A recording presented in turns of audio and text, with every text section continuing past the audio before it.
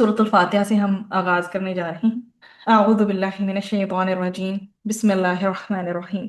सूरत अल-फातिहा, तरतीबी number इसका 1 है। अल्हम्दुलिल्लाहि रब्बिल आलमीन से आगाज हो रहा है। और सूरह फातिहा जो है कुरान की एक तरह से समझने की समरी है, एक दिबाचा है, एक एसेंस है। ये डायलॉग है बंदे और रब के दरमियान। और कुरान हकीम का जो आगाज और समझ लें इफ्तिताह या ओपनिंग इस सूरा से हुई है, इसलिए इसको सूरतुल फातिहा कहते हैं। ये मक्की सूरत है और इसका उसलूब जो है वो दुआया है, जो अल्लाह सुब्हानहू व तआला ने कुरान का मुताला शुरू करने वालों को सिखाई है। इसी के साथ ये तालीम भी दी है कि अल्लाह से दुआ का तरीका बेसिकली क्या होना चाहिए। अगर हम देखें तो इसकी शुरू की 3 आयतों में इस रियलिटी पे जो है इंसान को गाइड किया गया है कि इंसान अगर गौर करे तो उस पर ये बात हिडन या छुपी नहीं रहेगी कि इंसान के जिस्म और रूह क्या जो जो उसकी बका है, जैसे वो सरवाइव कर रहा है ना इंसान अपने जिस्म और रूह के साथ, और जो भी कुछ वो एक्शंस कर रहा है, इन सब में अगर अल्लाह सुब्हाना व तआला उसको रेगुलेट ना कर रहा हो, अल्लाह सुब्हाना व तआला उसको चला ना रहा हो, अगर अल्लाह ताला उसकी एक हमारी बॉडी के अंदर एक मशीनरी है ना, उसको अगर अल्लाह सुब्हाना व तआला चला ना रहा हो, तो क्या किसी इंसान के लिए मुमकिन था कोई किसी के वो किसी दूसरे इंसान को इस तरह से चलाए? तो अल्लाह सुब्हाना व तआला अगर हमारे जिस्म के सारे तकाजे और हमारी रूह के सारे तकाजे अल्लाह ताला पूरा ना करता, तो एक इंसान एक सेकंड भी जमीन पर सांस नहीं ले सकता था। ये अल्लाह सुब्हाना व तआला की अपने रहम के साथ हमारी परवरिश है, जिसकी वजह से इंसान इस जमीन पर कायम है और बाकी है। लिहाजा हमें क्या करना चाहिए? अल्लाह सुब्हाना व तआला का कदरशनास होना चाहिए, एहसान मानना चाहिए कि उसका, इंसान का जो दिल है वो सचमुच में अल्लाह के एहसानात में डूबा हुआ हो, अल्लाह की नेमतों का एतराफ करते हुए, इस इमोशन को रखते हुए कि मेरा खालिक, मेरा मालिक, उसकी पहचान के साथ वो हर घड़ी हर लम्हा जब अल्लाह सुब्हानहू व तआला की हमद करेगा ना, तो वो हमद उसकी दिल की गहराइयों से हो। तो बेसिकली सूरत का आगाज जो अलहम्द से होता है, तो ये सिखाता है कि कायनात की हर खूबी का असल जो मंबा है ना, वो अल्लाह सुब्हानहू व तआला की जात है। वो रब्बुल आलमीन है, यानी कि क्या है, कायनात के जर्रे जर्रे की परवरिश करने वाला है। फिर अल्लाह सुब्हानहू व तआला ने आगे सूरतुल फातिहा में उम्मीद और खौफ का तवाजुन, एक बैलेंस बरकरार रखा है। अर्रहमान और अर्रहीम कहकर अल्लाह की बेपनाह रहमत का हमें जिक्र मिलता है, जबकि मालिक यौमुद्दीन कहकर ये भी याद दिलाया अल्लाह ताला ने कि एक दिन हमें अपने अमाल का हिसाब देना है। ये तवाजुन जिंदगी गुजारने के लिए बहुत जरूरी है, वरना हम सिर्फ रहम के सहारे होते ना, तो हम वो कुछ करते चले जाते जो हमें अच्छा लगता, चाहे उसमें शर या खैर कुछ भी होता। फिर अल्लाह ताला की बंदगी की बात है, इय्या का नाबुदु। ये एक ऐसा एक सेंटेंस है, जिसमें उर्दू अल्फाज में कहूँ या जुमला है, जो इंसान को हर किस्म की गुलामी, चाहे वो उसकी अपने नफ्स की हो, चाहे दुनिया की गुलामी हो, उससे आजाद करके सिर्फ एक अल्लाह वाहदाहु ला शरीक का बनाता है। फिर आगे हम मजीद बढ़े तो सिरात मुस्तकीम की तलब की बात की गई कि ये सूरत हमें ये सिखाती है कि इंसान की सबसे बड़ी ज़रूरत जो है वो हदायत है, जो इनाम याफ्ता लोगों को मिली, जिसमें अम्बिया भी हैं, सिद्दीकीन हैं, शुहदा हैं। और हमें किससे हदायत मिलनी है? इन्हीं के नक्शे कदम पर चलने से हमें जो है वो हदायत मिलनी है। तो यहाँ ये बात वाज़ेह हो जाती है कि सूरा और कुरान का जो ताल्लुक है दुआ और जवाब का है। बंदे ने अपने रब से सिराते मुस्तकीम, सीधी राह की हदायत के लिए दुआ की, और उसके बाद अल्लाह की जानिब से पूरा का पूरा कुरान रख दिया गया कि ये है वो हदायत और रहनुमाई जिसकी दरख्वास्त तुमने की है। तो दर हकीकत क्या है, अल्लाह सुब्हानहू व तआला ने इस सूरत को अपने बंदे की ज़ुबान में नाज़िल फरमाया कि यूं दरख्वास्त करो, और साथ ही साथ अल्लाह सुब्हानहू व तआला ने पूरी की पूरी हदायत की जो समरी है वो भी हमारे सामने रख दी। फिर सूरह बकरा आगे शुरू होती है। पहला तो हमारे यहाँ पर सूरह फातिहा कंप्लीट हो जाती है, सूरह बकरा शुरू होती है। इस सूरत का नाम आपके सामने है, बकरा है, इसलिए कि इसमें एक जगह गाय का जिक्र है, तो बकरा गाय को कहते हैं। इसको बकरा कहने का मतलब ये नहीं कि इसमें गाय के मसले पर बहस की गई, बल्कि इसका मतलब सिर्फ ये है कि वो सूरत जिसमें गाय का जिक्र है। और फिर आगे अल्लाह सुब्हाना व तआला ने मजीद चीज़ों का तज़किरा किया, मजीद काफ़ी सारे अहकाम है इसमें। इस सूरत का ज़्यादातर हिस्सा जो है वो हिजरत मदीना के बाद मदनी ज़िंदगी के बिल्कुल इब्तदाई दौर में नाजिल हुआ, और कमतर हिस्सा ऐसा है जो बाद में नाजिल हुआ, तो ये मदनी सूरत है। अब इसमें रुकू नंबर 1 हमारे सामने है। अल्लाह सुब्हाना व तआला ने जो है कि इस किताब का जो चैलेंज है बेसिकली वो बताया है कि किताब हदायत इसमें हमें दे दी अल्लाह ताला ने कि ये किताब हदायत है। और साथ ही साथ अल्लाह सुब्हानहू व तआला ने स्टार्टिंग में मुत्तकीन की सफ़ात का जिक्र कर दिया। अल्लाह ताला ने ऐलान फरमाया कि ये वो किताब है जिसमें कोई शक नहीं, ज़ालिकल किताबु ला रैब फीह। ये शक से इसलिए पाक है क्योंकि ये कायनात के खालिक का कलाम, इसमें किसी किस्म की कोई भी मिस्टेक की गुंजाइश ही नहीं है। अल्लाह सुब्हाना व तआला का कलाम है और बिल्कुल परफेक्ट कलाम है। اور اللہ تعالیٰ نے اسے ایسا نازل فرما دیا کہ رہتی دنیا تک کوئی اس میں ایک حرف بھی چینج نہیں کر سکتا۔ اس کی حفاظت کا ذمہ بھی اللہ سبحانہ وتعالیٰ نے خود لیا ہے۔ دنیا کی کوئی کتاب ایسی نہیں ہوتی جس میں اس کا رائٹر یہ لکھے کہ یہ ایڈیشن غلطیوں سے بالکل پاک ہے۔ ہمیشہ آپ کو پتا ہے ایک کتاب کے بعد اس کا کوئی نہ کوئی نیکسٹ ایڈیشن آ رہا ہوتا ہے، لیکن ہماری یہ کتاب جو اللہ سبحانہ وتعالیٰ نے ہمارے ہاتھوں میں تھما دی ہے، اتنی خوبصورت کتاب، یہ اس قدر اعلیٰ ترین ہے کہ اس میں بالکل بھی کنفیوژن کے چانسز ہی نہیں۔ پھر اللہ سبحانہ وتعالیٰ نے فرمایا یہ وہ کلام ہے جو میں نے تمہیں دیا۔ اب ہدایت کی شرط اللہ نے کیا دی؟ شروع میں ہی اللہ سبحانہ وتعالیٰ نے شرطیں بھی بتا دی، کنڈیشن بھی بتا دی کہ قرآن سے ہدایت وہی پائے گا کہ جس کے دل میں تقوی ہوگا۔ اور تقوی کو ان دا ایزی ورڈز ہم کیا کہتے ہیں؟ اللہ کا ڈر۔ اور اللہ کا ڈر تو ہے ہی ہے، لیکن ساتھ میں کیا ہے؟ صحیح راستے کی تڑپ بھی ہو۔ میری کوشش پوری ہے انشاءاللہ کہ جتنی بھی آیات ہیں اسپیشلی جو عمل سے بہت ہی زیادہ، سارے قرآن کا ہی عمل سے تعلق ہے، لیکن جو ہماری ہر وقت اٹھتے بیٹھتے ہماری لائف کا حصہ ہے، ان کو میں بہت آسان ترین الفاظ میں بیان کروں۔ تو اللہ کا ڈر، اور ساتھ میں ہمارے دل میں یہ تڑپ ہو کہ مجھے صحیح راستہ مل جائے، کیونکہ پیچھے ہم کہہ کے ہیں اہدنا الصراط المستقیم، ٹھیک ہے؟ اب کامیاب انسان کا اللہ تعالیٰ نے پھر پروفائل بھی ہمیں دے دیا کہ متقین ہیں کون۔ نمبر ایک، غیب پر ایمان لاتے ہیں۔ اب غیب میں کیا کچھ شامل ہے؟ اللہ سبحانہ و تعالیٰ کی ذات، فرشتے، آخرت۔ نمبر دو، نماز قائم کرتے ہیں۔ تو جب نماز آپ قائم کرتے ہیں تو تعلق باللہ، اللہ کے ساتھ تعلق بنتا ہے۔ نمبر تین، اللہ کے دیے ہوئے رزق میں سے خرچ کریں، خدمت خلق۔ اور نمبر فور، تمام جتنی بھی آسمانی کتابیں ہیں ان پر ایمان لانا ہے۔ پھر اللہ سبحانہ تعالیٰ نے فرما دیا these are the conditions, after that کیا ہے رزلٹ؟ یہ ہے کہ ایسے ہی لوگ فلاح پانے والے ہیں۔ کیوں؟ کیونکہ ان کی ڈائریکشن ٹھیک ہے، ان کا رخ درست ہے، وہ صحیح جا رہے ہیں۔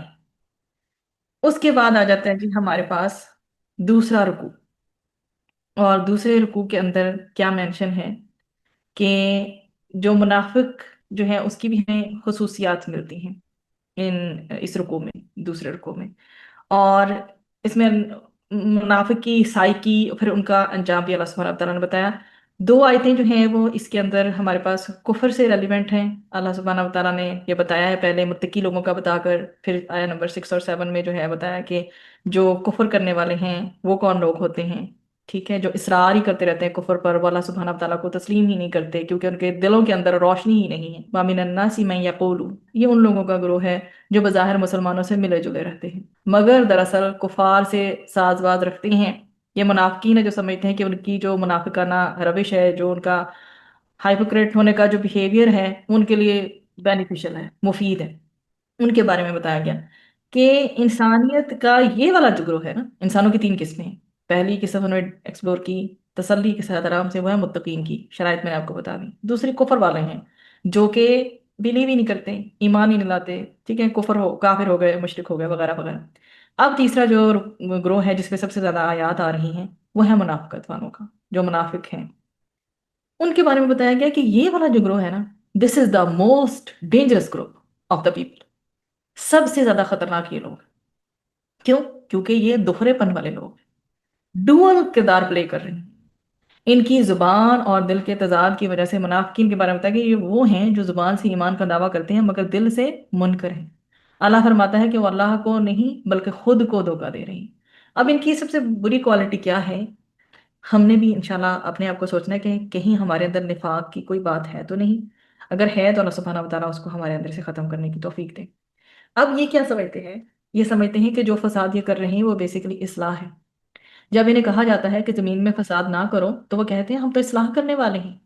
یہ آج کے دور کے لیے بڑا سبق ہے ہمارے لیے کہ آپ دیکھیں کہ جتنے بھی فتنہ پرور لوگ آپ کو اپنے ارد گرد ملتے ہیں وہ خود کو کیا کہتے ہیں؟ مصلح۔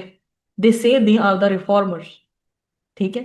تو ہم نے، اگر ہمارے اندر ایسی بات ہے تو ہم نے ختم کرنی ہے، اور اگر دوسرے جن کے ہم خیر خواہ ہیں انہیں بتانا ہے کہ نہیں، ہر بات 100% ایسے نہیں ہوتی، یہ چیز ایسے ہے تو ایسے، جہاں پر آپ اصلاح پیار سے کر سکیں آپ ضرور کریں۔ پھر عقل کا دھوکہ ہے ان کا، لیکن نفاق والوں کو اللہ تعالیٰ کیسے کھول کھول کر عادات کو بیان کریں۔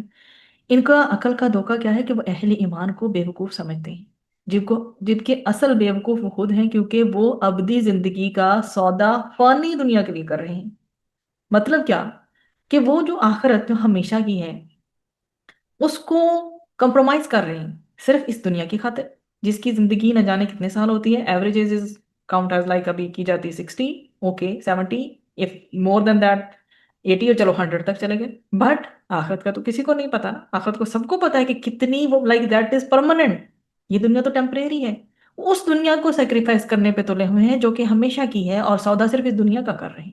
تو یہ ان کی عقل کا دھوکہ ہے. دین اللہ سبحانہ تعالیٰ نے اگزامپل بھی دی. اگزامپل اللہ تعالیٰ ہمیں دیتے ہیں کہ ہم نے اپنے آپ کو سنوارنا ہے. And now we will look at that example. اس میں کیا بتایا گیا ہے؟ اللہ نے ان کی حالت دو ایگزامپل سے واضح کی ہے، دو مثالوں سے. ایک وہ جو آگ جلاتا ہے اور روشنی ہوتے ہی اندھے ہو جاتے ہیں، اور دوسرا وہ جو کڑکتی بجلی اور طوفان میں انگلیوں سے کان بند کر لیتے ہیں، یعنی وہ سچائی کو دیکھنا اور سننا ہی نہیں چاہتے. ہمیں ایسا نہیں کرنا، نہ ایسے بننا، کیونکہ نفاق اسلام کی نظر میں بدترین مرض ہے. اس لیے اس کی خرابیوں سے اللہ سبحانہ تعالیٰ نے آگاہ کرنے کے لیے منافقین کے بتائے ہیں کریکٹرز، اور نفاق کو واضح کیا ہے. تو ہم نے یہ کوشش کرنی ہے کہ ہمارے اندر اگر ایک بھی چیز ایسی ہے تو ہم نے بچنا ہے، ہم نے ایسے نہیں بننا. یا ایھا الناس اعبدوا ربکم الذی خلق. اس میں جی تمام بنی ہوئے انسان کو مخاطب کر کے توحید کی دعوت دی گئی ہے، اور یہ بتایا گیا ہے کہ عبادت اگر کرنی ہے، اطاعت کرنی ہے، تو صرف اللہ وحدہ لا شریک کی ہونی چاہیے. اور اللہ سبحانہ و تعالیٰ نے یہ بات ایسے ہی نہیں کہتے. اللہ تعالیٰ نے توحید کی دعوت دے کے نا باقاعدہ منکرین کو چیلنج بھی کیا ہے.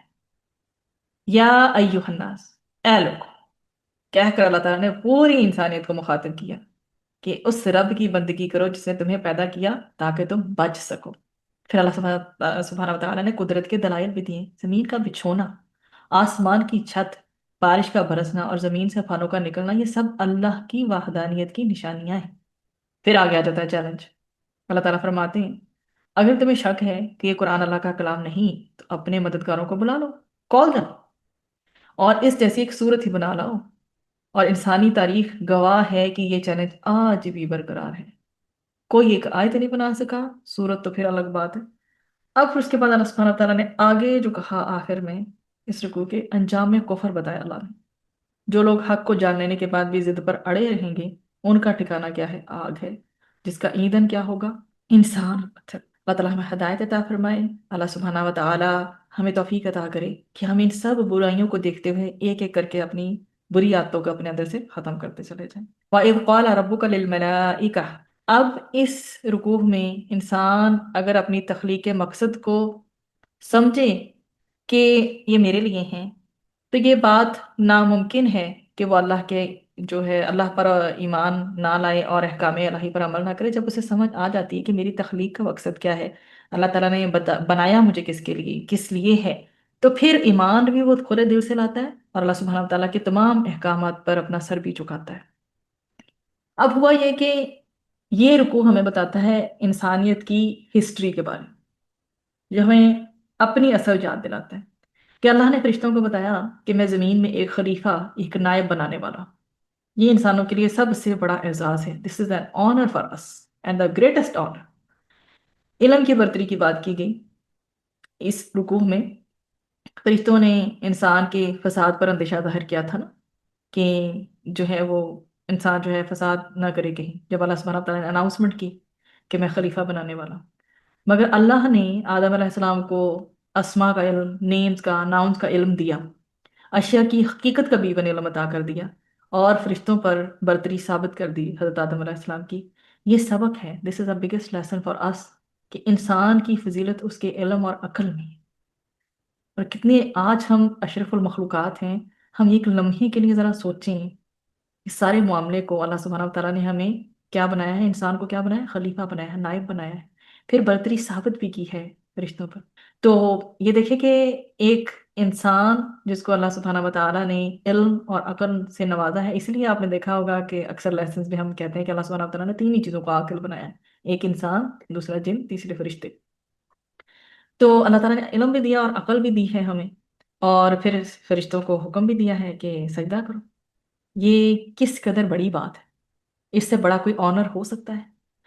اب تکبر کا مقابلہ جو ہے وہ عاجزی سے ہوا. آگے جو بات ہوئی، ابلیس نے پھر سجدے سے انکار کر دیا. جب اللہ سبحانہ تعالیٰ نے حکم دیا کہ سجدہ کرو حضرت آدم علیہ السلام کو، تو پھر جو ہے ابلیس نے سجدے سے انکار کیا اور کافر ٹھہرا، جبکہ آدم علیہ السلام سے लग्जिश हुई थी तो उन्होंने तौबा की और अल्लाह के पसंदीदा ठहरे। This is the behaviour which shows us हमने किस बिहेवियर पे चलना है। हमने कभी नहीं सोचना कि हम बेहतर हैं, नहीं, बस हम्बलनेस अल्लाह को चाहिए। और अक्सर मैं अपने लेक्चर्स में ये बताती हूँ, अल्लाह सुब्हानहू व तआला के 99 नेम्स हैं और उसमें किसी भी माना में जो मीनिंग है वो ये नहीं निकलता आजिजी का। वो एक आजिजी जो है वो अल्लाह सुब्हानहू व तआला को बंदे से मतलब है। तो हम जो हैं, हमें अपने अंदर आजिजी लेकर आनी है। जो फल जो दरख्त जितना भरा हुआ होता है वो उतना ही झुका हुआ होता है, और जिस दरख्त पर फल नहीं होता वो सीधा खड़ा होता है। सो हमें आजिज बनना है। This is a great lesson for us in this रुकू, कि हमने वो गलती रिपीट नहीं करनी जो इब्लीस ने की है। हमें हजरत आदम अलैहिस्सलाम के रवैये पे चलना है। लग्ज़िशें हमसे होंगी जिंदगी में, खताएं होंगी, इंसान खता का पुतला है, but what do after that, क्या करो आप उसके बाद नेकी को ले आओ। एक खता हो गई है, इट्स ओके, होती है खताएं, लेकिन इसके बाद नेकी को ले आओ। इससे क्या होगा, आपका वो जो एंग्जाइटी लेवल है वो कम हो जाएगा, अल्लाह से कुर्ब दोबारा डेवलप हो जाएगा। लेकिन अगर आप दूर रहेंगे, अल्लाह से उसी गलती की माफी नहीं मांगेंगे, उसके बाद कोई नेकी नहीं लेकर आएंगे, आपका दिल परेशान रहेगा। खुदा ना खास्ता एंग्जाइटी से आगे डिप्रेशन की तरफ मूव होने के चांसेस हैं। तो हमने ये नहीं करना, हमें अल्लाह का कुर्ब फौरन ही चाहिए। अल्लाह को पसंद है वो लोग जिनसे गलती हो जाती है और वो फौरन ही क्या नादिम हो जाते हैं, तौबा कर लेते हैं। किसी भी कुताही, गलती, गुनाह के बाद कोई भी नेकी कर लेते हैं। एंड नेकी can be any small thing, मतलब 2 नफल पढ़ सकते हैं, किसी को अच्छा मशवरा दे सकते हैं, और इसके अलावा क्या, किसी को खाना दे सकते हैं थोड़ा बहुत, मतलब किसी भी तरह की नेकी। फौरन जाके वुजू कर सकते हैं, ज्यादा नहीं तो आप फौरन जाके वुजू कर ले। छोटी छोटी चीजों को जिंदगी में आसान बनाएं, पर कोशिश करें नेकी करने। और सबसे पहले ये कोशिश करें, जहां भी कहीं बैठे हैं, अल्लाह के हुजूर अपने दिल को, नहीं भी आप हाथ जोड़ के माफी मांग सकते, नहीं हाथ उठा सकते उसके लिए दुआ के लिए, वहीं के वहीं अल्लाह को पुकारें दिल में कि अल्लाह ताला मुझसे मिस्टेक हो गई है, मुझे माफ फरमा दे। जिंदगी के किसी लम्हे का कोई भरोसा नहीं, हम दुनिया से इस हाल में नहीं जाना चाहते कि अपनी गलतियों की माफी ना मांग लें। उसके बाद जो है, इंसान को जमीन पर एक मकसद, yes of course even smile is charity, किसी को देख के मुस्कुरा देना भी सदका है, ये भी नेकी है ना एक तरह की। तो अब ये कि हजरत आदम अलैहिस्सलाम जो हैं वो तो आए ही इस पर्पज के लिए कि अल्लाह ताला ने जानशीन बनाना है उनको। इंसान को जमीन पर इस मकसद के तहत भेजा गया। यहाँ से ये हमें मैसेज मिलता है कि जिंदगी एक टेस्ट है। जो अल्लाह की तरफ से आने वाली हदायत की पैरवी करेगा, उसे ना कोई खौफ होगा और ना कोई गम होगा, इंशाल्लाह। या बनी इसराइला उज़कुरू निअमत यल्लती अनअमतु, ठीक है। तो ये आप कीजिए, या बनी इसराइला उज़कुरू। इस रुकू में बनी इसराइल जो है यहूद से खास तौर पर खिताब है, क्योंकि अल्लाह ताला की किताब जो है तौरात उनको दी गई थी, तो उनसे ये कहा गया है कि कुरान किसी नए दीन की तरफ से दावत नहीं दे रहा है, बल्कि उसकी दावत उसी असल दीन की तरफ है जो तौरात की दावत थी। सब अंबिया करام जितने भी आए हैं, उनका एक ही मकसद था, सबसे पहले वो तौहीद की तरफ बुलाते थे।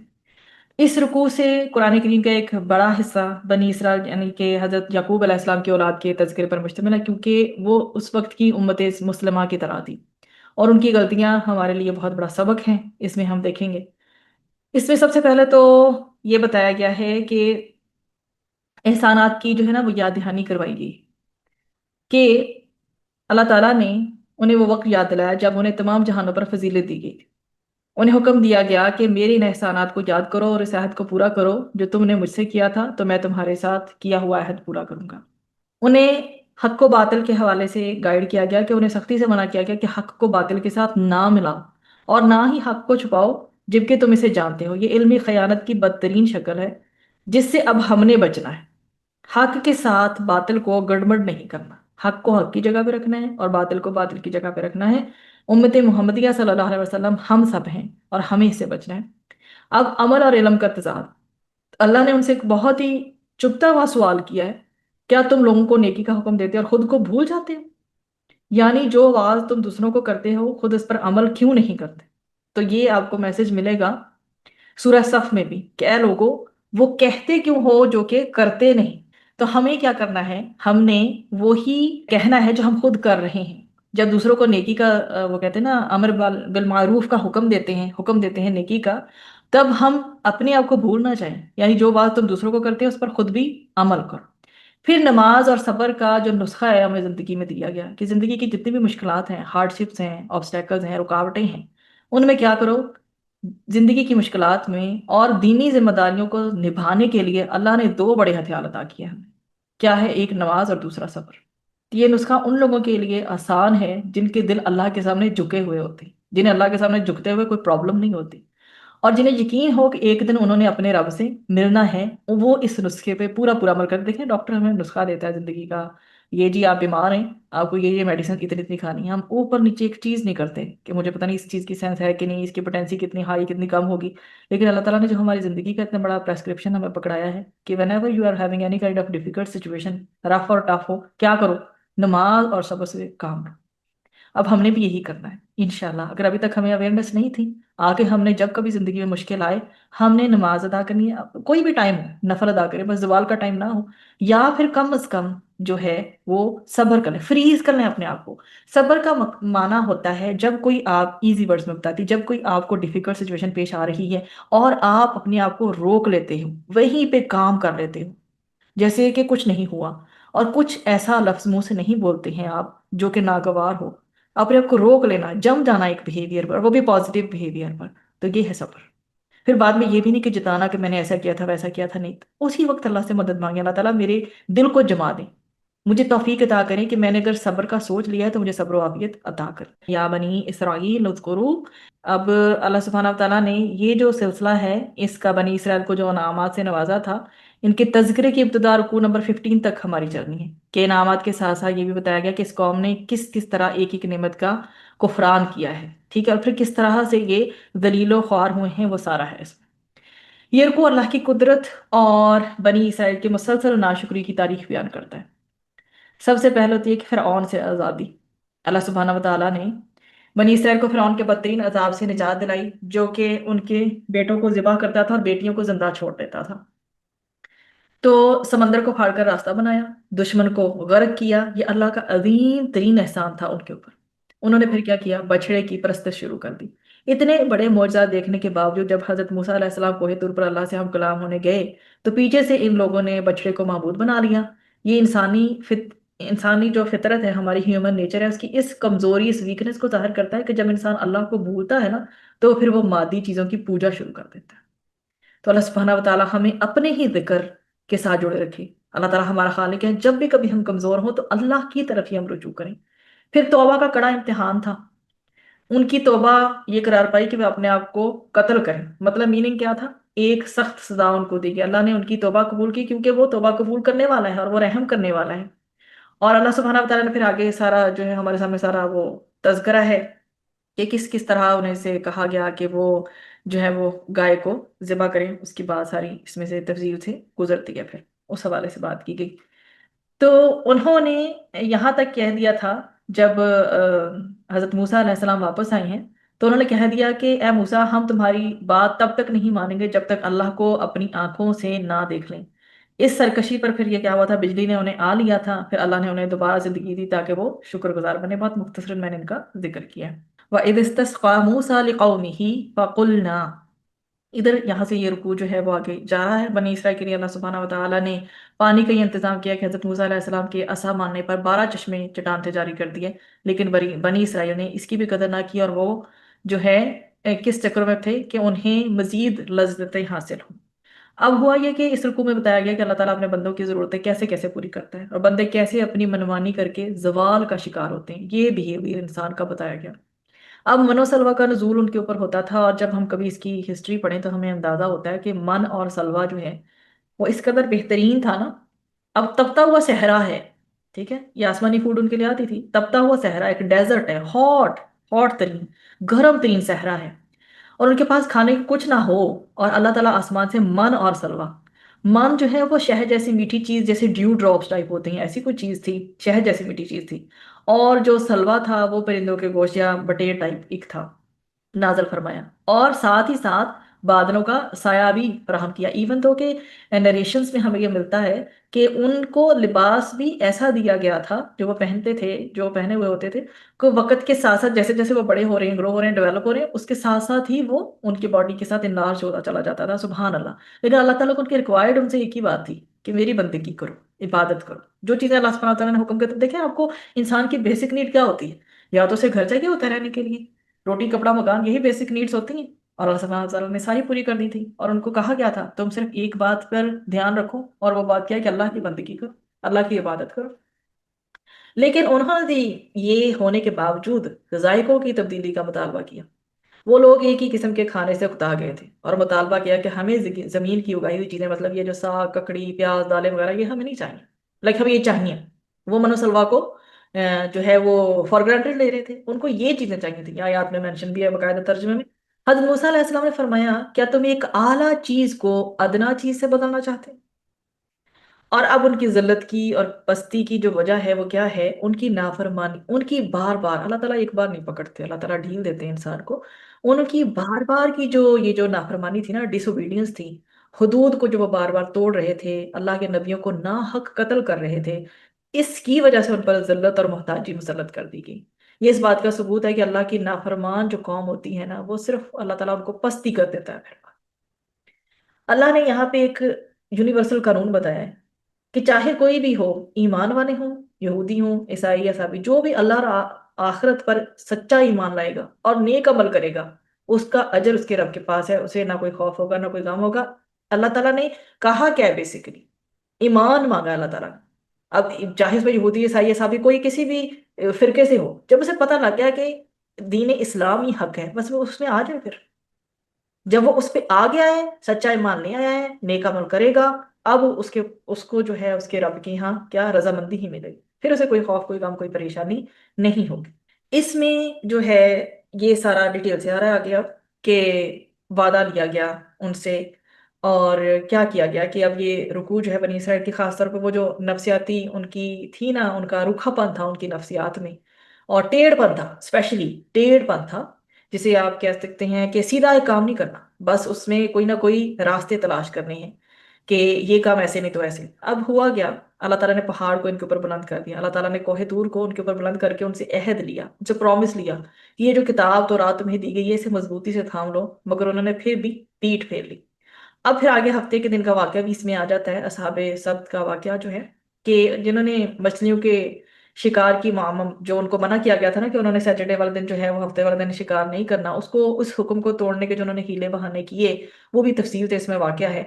تو اللہ سبحانہ وتعالیٰ نے ان کی ان حرکتوں کی وجہ سے، وہ اپنی طرف سے سمجھتے تھے ہم کون سے ہفتے والے دن یہ پکڑ رہے ہیں، اس سے پہلے جال بار ڈال دیتے تھے۔ دیکھیں اللہ تعالیٰ تو دیکھ رہا تھا نا، وہ کس کو بیوقوف بنا رہے تھے، وہ تو اپنے نفسوں کو خود دھوکہ دے رہے تھے۔ تو جب اللہ سبحانہ تعالیٰ کے اس حکم کی انہوں نے نافرمانی کی، اللہ تعالیٰ نے کہا کہ ہفتے والے دن مچھلیاں نہیں پکڑنی، انہوں نے وہی کیا ہے جو جس سے اللہ تعالیٰ نے منع کیا تھا۔ تو اللہ نے ان کی اس سرکشی کی وجہ سے ان کو بندر بنا دیا، اور بندر بھی کیسے کہا جاتا ہے؟ ذلیل بندر بنا دیا۔ پھر آگے جو مزید اس میں واقعہ ہے، وہ گائے ذبح کرنے کا حکم تھا۔ ایک قتل ہو گیا تھا جس کے قاتل کا معلوم نہیں ہو پا رہا تھا کہ کون ہے، تو اللہ نے حکم دیا تھا کہ گائے ذبح کرو۔ سادہ سا حکم تھا، کوئی بھی گائے ذبح کر دیتے تو کام ہو جاتا، لیکن وہی ان کی فضول سوالات کی عادت، انہوں نے سوالات کی بوچھاڑ کر دی۔ اس کا رنگ کیا ہو، اس کی عمر کیا ہو، وہ کام کیا کرتی ہو، جوں جوں وہ سوال کرتے گئے، اللہ کے حکم کو ماننا سخت سے سخت ہوتا چلا گیا۔ آخر کار وہ ایک ایسی گائے لائے جو نایاب تھی۔ اب اس میں بات کیا ہے، رزلٹ کیا ہے؟ یہ انسیڈنٹ ہمیں یہ سکھاتا ہے، یہ کافی ڈیٹیلڈ انسیڈنٹس ہیں، آپ لوگ انشاءاللہ خود دیکھ لیجئے گا۔ یہ ہمیں یہ سکھاتے ہیں کہ اللہ کے احکامات کو سادگی سے مان لینا چاہیے۔ دین میں سختی پیدا کرنا خود انسان کو پھر کیا کرتا ہے کہ مشکل میں ڈال دیتا ہے۔ وَإِذْ قَتَلْتُم سے شروع ہو رہا ہے، مسلمانوں سے خطاب کرتے ہوئے کہا گیا کہ بنی اسرائیل کی ان گمراہیوں اور جرموں کو دیکھتے ہوئے کہ کیا تم ان سے یہ توقع رکھتے ہیں کہ تمہاری دعوت پر ایمان لے آئیں گے؟ پوچھا گیا۔ تو یہ انسانی دل کی اس حالت کو بیان کر رہا ہے کہ جب وہ مسلسل گناہوں کی وجہ سے انسان کا جو دل ہے نا، بیسیکلی وہ پتھر بن جاتا ہے۔ اب پتھر جیسے دل جو ہوتے ہیں، چاہے وہ گائے والے واقعے اور معجزات دیکھ بھی لینا، جیسے کہ اللہ سبحانہ تعالیٰ نے ان کو دکھا دیے، اس کے بعد بھی ان کے دل پھر نرم نہیں ہو پاتے، بلکہ پتھروں کی طرح سخت ہو جاتے ہیں۔ بلکہ پتھر تو پھر بھی اللہ کے خوف سے گر پڑتے ہیں یا ان سے چشمے پھوٹتے ہیں، مگر ان کے دلوں سے خیر کا کوئی چشمہ نہ پھوٹا۔ پھر انہوں نے جو علمی بددیانتی کی، ان کے عالم لوگ جو تھے اللہ کے کلام کو سنتے، اسے سمجھتے اور پھر جانتے بوجھتے اس میں تبدیلی کر دیتے تھے، وہ عام لوگوں کو وہ باتیں نہیں بتاتے تھے جو ان کی اپنی کتابوں میں نبی کریم صلی اللہ علیہ وآلہ وسلم کی آمد سے متعلق تھی۔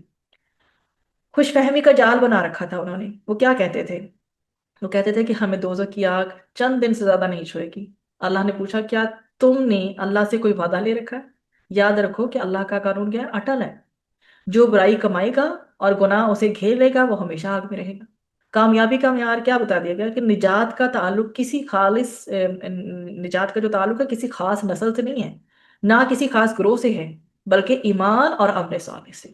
تو اس میں پیچھے اللہ سبحانہ و تعالیٰ نے خوش فہمی کو ختم کیا ہے، اور ایمان اور عمل صالح پہ دار و مدار ہے کامیابی کا، یہ بتایا ہے، اور ان کی خوش فہمی کو ختم کیا ہے کہ وہ سمجھتے ہیں کچھ ہی دن جہنم سے دور رہیں گے۔ آگے رکو نمبر 10 آ رہا ہے، اذ اخذنا میثاق بنی اسرائیل۔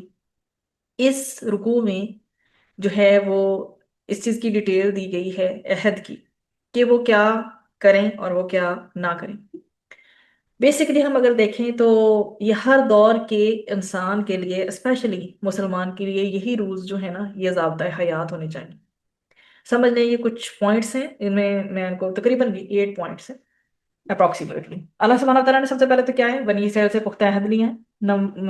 پختہ عہد لیا بھی کس چیز کا ہے وہ آگے عہد ہے آپ کے سامنے۔ نمبر 1، اللہ کے سوا کسی کی عبادت نہ کرنا، والدین کے ساتھ حسن سلوک کرنا، رشتہ دار اور یتیم اور مسکینوں کا خیال رکھنا، لوگوں سے اچھی بات کرنا، نماز قائم کرنا، زکوٰۃ ادا کرنا، اپنوں کا خون نہ بہانا، ایک دوسرے کو گھروں سے نہ نکالنا۔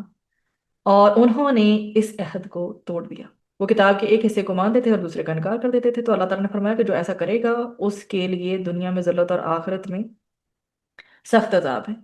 ان کا مسئلہ یہ تھا کہ انہوں نے آخرت کے بدلے دنیا کی زندگی کو خرید لیا تھا، یہی سب سے بڑا خسارہ تھا۔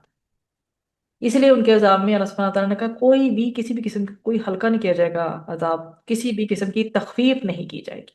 وَلَقَدْ آتَيْنَا مُوسَى الْكِتَابَ، اس میں بتایا گیا کہ حضرت موسیٰ علیہ السلام کے بعد انبیاء آئے، پھر حضرت عیسیٰ علیہ السلام کی بعثت ہوئی، اور سارے انبیاء تورات ہی کی تعلیم دے رہے تھے، مگر بنی اسرائیل نے کبر اور غرور سے کام لیا، کسی رسول کی تکذیب کی اور کسی کا قتل کرنے کا وبال جو ہے انہوں نے مول لیا۔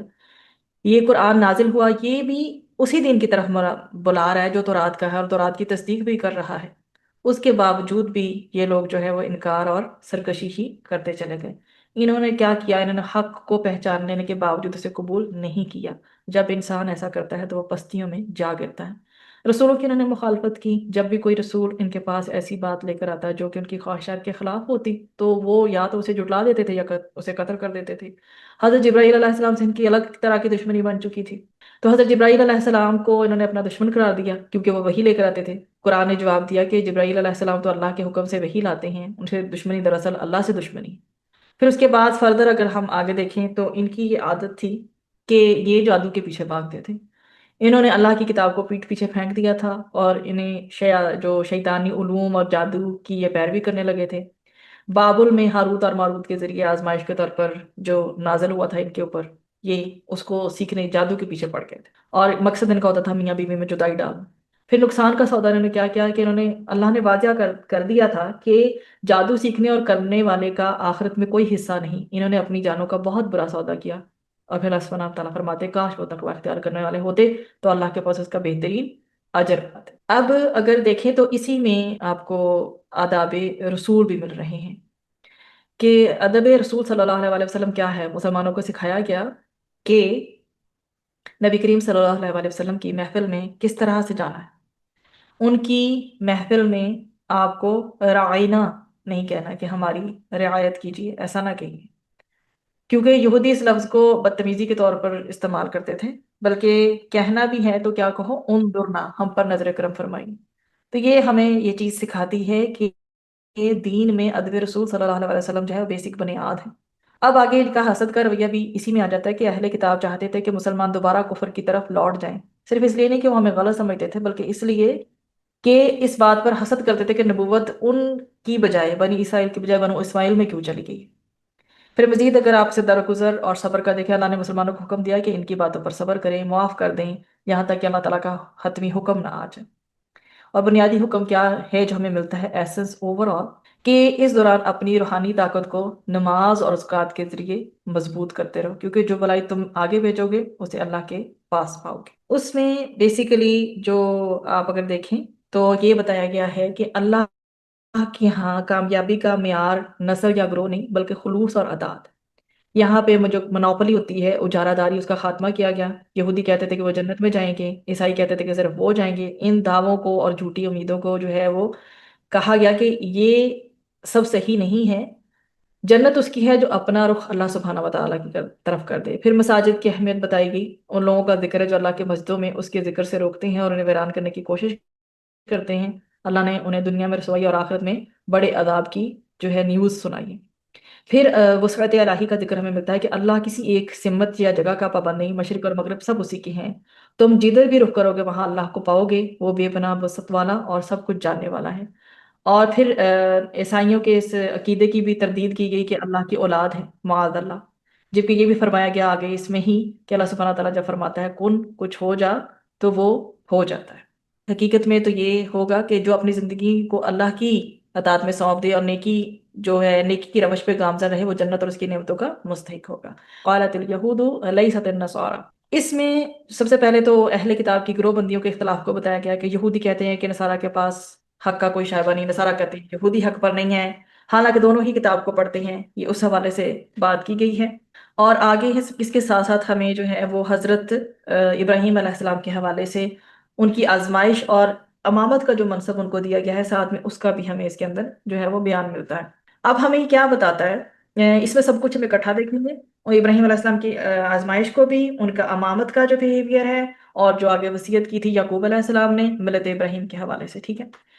اب ہمیں یہ بتاتا ہے بیسیکلی رکوع کہ مسلم بننا دراصل حضرت ابراہیم علیہ السلام کی اس روایت کو زندہ کرنا ہے جس میں حکم جو ہے وہ حکم کیا ہے کہ ہم نے سر تسلیم خم کر لینا ہے، اور امتحان اور کامیابی کے کرائٹیریا کو ہم دیکھیں تو حضرت ابراہیم علیہ السلام کو اللہ تعالیٰ نے کئی احکامات سے جو ہے نا آزمایا، جب وہ سب میں پورے اترے تو اللہ تعالیٰ نے فرمایا میں تمہیں انسانوں کا امام بنانے والا ہوں۔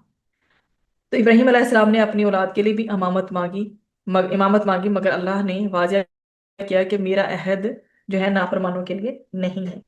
پھر تعمیر کعبہ کی بات ہوئی، ابراہیم علیہ السلام اور اسماعیل علیہ السلام کو حکم دیا گیا کہ میرے گھر کو طواف کرنے والوں کے لیے اور اعتکاف کرنے والوں کے لیے پاک رکھو۔ پھر امن کی دعا، حضرت ابراہیم علیہ السلام نے دعا کی کہ اے رب اس شہر کو، مکہ کو امن والا بنا دے اور اس کے رہنے والوں کو رزق عطا فرما۔ پھر قبولیت کی، عاجزی کی دعائیں ہیں کہ کعبہ کی دیواریں اٹھاتے ہوئے باپ بیٹا یہ دعائیں کر رہے ہیں کہ اے ہمارے رب ہم سے یہ خدمت قبول فرما۔ یہ ہمیں سکھاتا ہے کہ نیکی کر کے غرور نہیں بلکہ کیا کرنا چاہیے، قبولیت کی دعا کرنی چاہیے۔ پھر آگے فردر ہم دیکھیں تو یہ رکوع اسلام کے تسلسل اور تمام انبیاء کے مشن کی بھی ساتھ گواہی دیتا ہے۔ اللہ سبحانہ تعالیٰ بتا رہے ہیں کہ بیوقوف ہے کون؟ بیوقوف وہ ہے کہ جو ابراہیم علیہ السلام کے طریقے سے منہ وہی موڑتا ہے جو کہ خود کو بیوقوف بنا چکا، جو فولش۔ ابراہیم علیہ السلام کو اللہ نے دنیا میں چنا اور آخرت میں بھی وہی صالحین میں سے ہوں گے۔ پھر اسلام کی تعریف بھی بتائی گئی، آخری جو 14 15 16 جو رکوع ہے نا، بیسیکلی یہ سارا تھیم ان کا ملتا جلتا ہے، ان کو الگ نہیں ایک دوسرے سے بہت زیادہ کیا جا سکتا۔ اب اس میں اللہ سبحانہ تعالیٰ نے جہاں بیوقوف کی تعریف بتائی کہ بیوقوف ہے کون، ساتھ ہی اللہ سبحانہ تعالیٰ نے یہ بھی بتا دیا کہ اسلام کی تعریف کیا ہے، ٹھیک ہے۔ ابراہیم علیہ السلام کو اللہ نے دنیا میں بھی چنا اور آخرت میں بھی وہ صالحین میں سے ہوں گے، اور اسلام کی تعریف کرتے ہوئے اللہ سبحانہ تعالیٰ نے یہ بتایا، جب اللہ نے ابراہیم علیہ السلام سے کہا کہ مسلم ہو جا، تو مطلب کیا ہے، گردن جھکا دو کس کے لیے؟ دین اسلام کے لیے، جب مطلب جھک جاؤ بس اللہ تعالیٰ نے جو تعلیم دی، کیونکہ اس وقت ہمارا جو ہے ملت ابراہیمی پہ چلتے آ رہے ہیں ہم آگے، تو انہوں نے یہ پوچھا کیوں، بلکہ انہوں نے آگے یہ پوچھا نہیں کہ کیوں، ٹھیک ہے، یہ بیہیویئر نہیں تھا ان کا، یہ دکھاتا ہے ہمیں کہ پہلے ہم حضرت آدم علیہ السلام کو پڑھ کے آ چکے ہیں، ان کے بیہیویئر میں بھی عاجزی تھی۔ اب اگر ہم حضرت ابراہیم علیہ السلام کا بیہیویئر دیکھ رہے ہیں تو اللہ تعالیٰ نے کہا ہے کہ جھک جائیے، تو وہ جھک گئے، ٹھیک ہے۔ اور انہوں نے دنیا میں، حضرت ابراہیم علیہ السلام کو اللہ نے دنیا میں چنا اور آخرت میں بھی، پھر یہی بات ہے کہ وہ صالحین میں ہونے کی وجہ کہ ان کے ٹیسٹ اتنے زیادہ لیے گئے، انہوں نے اللہ تعالیٰ نے کہا جھک جائیے تو وہ جھک گئے، بلکہ فوراً کہا میں رب العالمین کے لیے مسلمان ہو گیا، میں رب العالمین کے لیے مسلم ہو گیا۔ پھر آگے اس میں حضرت یعقوب علیہ السلام کی وصیت ملتی ہے کہ وفات کے بعد یعقوب علیہ السلام نے اپنے بیٹوں کو جمع کیا، پوچھا میرے بعد کس کی بندگی کرو؟ سب نے کہا ہم اسی ایک خدا کی بندگی کریں گے جس کی آپ کے آبا و اجداد ابراہیم علیہ السلام اور اسحاق علیہ السلام کرتے تھے۔ اور انفرادی اگر ہم اپنی ذمہ داری دیکھیں تو اللہ تعالیٰ نے ایک بات دو ٹوک فرمائی ہے کہ وہ ایک امت تھی جو گزر گئی، انہوں نے جو کمایا وہ ان کے لیے ہے، جو تم کماؤ گے وہ تمہارے لیے، تم سے ان کے اعمال کے بارے میں کوئی سوال نہیں ہوگا۔ اور ہم آخری اگر رکوع دیکھیں، آخری رکوع میں کیا بتایا گیا ہے؟ صبغۃ اللہ، ٹھیک ہے۔ ساتھ میں ابراہیم علیہ السلام کا واقعہ ذکر کرتے ہی اللہ تعالیٰ کے رنگ کے بارے میں بھی ہمیں بتایا، اسی پوائنٹ میں انشاءاللہ میں جو ہے وائنڈ اپ کروں گی۔ اللہ سبحانہ و تعالیٰ نے جو ہے وہ رنگ کی، اللہ کا رنگ جو ہے اس کے بارے میں بتایا کہ یہ جو انسان ہے مسلمان جو ہیں ان کو حکم دیا گیا کہ وہ اعلان کریں کہ ہم ایمان لائیں کس پر؟ اللہ پر، اور جو ہم پر نازل ہوا، جو ہمارے حضرت ابراہیم علیہ السلام ہے، حضرت اسماعیل علیہ السلام ہے، حضرت یعقوب علیہ السلام ہے، ان کی اولاد پر جو نازل ہوا، اور جو موسیٰ علیہ السلام پر، حضرت عیسیٰ علیہ السلام پر نازل ہوا۔